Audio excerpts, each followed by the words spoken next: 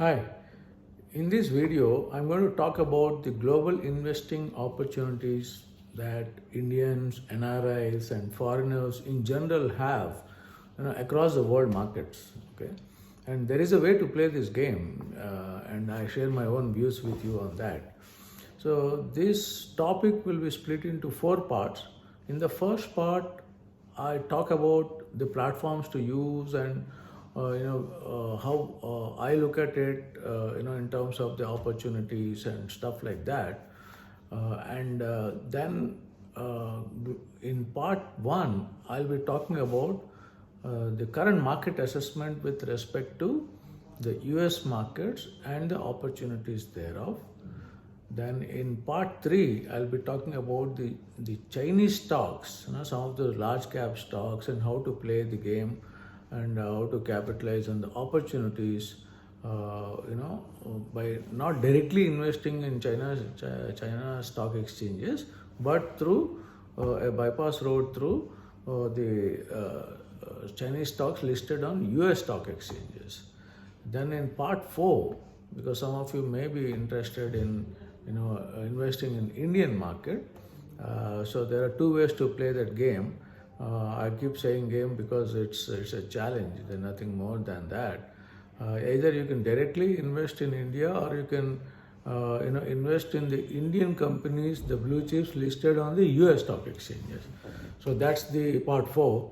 So I'll start with part 1, which is about global investing and how do we look at the opportunity landscape. Okay.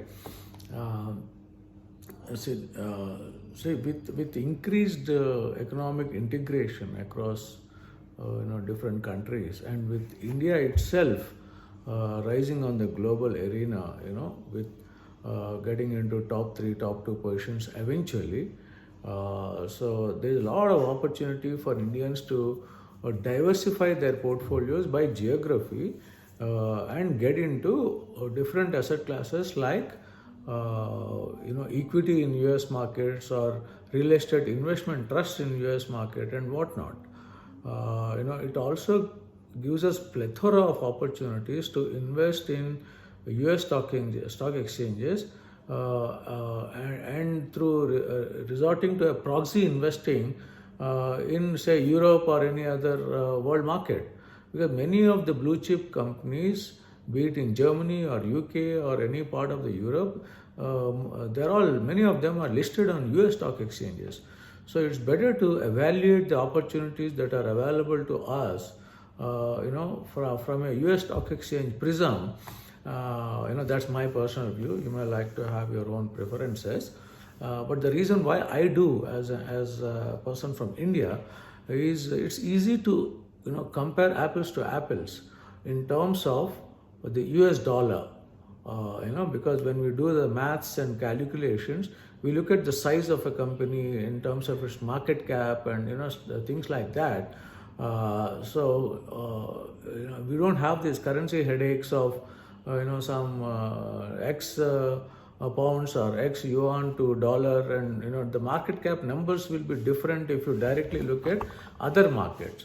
Since anyway our interest is in looking at the blue chips from these markets to begin with, markets which are non-US countries, it's easy for us to compare and see, say, in a given theme or a segment or a sector, how does say Indian, say, Infosys compares with an IBM, so in terms of dollars and market terms and other ratios like EBITDA margins and all. So it's easy for us to have a perceptual map. So that's why I prefer to invest in world markets through the US stock exchanges, and of course you have a number of platforms available to us now. You have to do your own due diligence and figure out. There are platforms like Interactive Brokers, for example. It's a platform through which you can do global investing. You can choose your markets and then you can pick and choose your stocks and portfolios. There are a number of platforms which are coming up in India which facilitate not just the broking platforms, but I'm talking about the advisory platforms which will facilitate or help you invest in US stock markets, be it in US stocks or in stocks which are listed on US stock exchanges by other countries. So they are called ADRs, American Depository Receipts. So you can invest in ADR of an Infosys, for example, which is listed in say NASDAQ, for example. So that option is available across the globe for us. So choose your broking platform, choose your investment advisory platform if you're not a do-it-yourself investor, and then you have to nibble at these opportunities from time to time. So the portfolio diversification definition has to be enlarged to include the global investing by geography. That's the short point of what I'm trying to tell you. Thank you very much. For those who are already doing this, they can skip to the part 2, which is about US market assessment, which is coming in the next video. Thank you.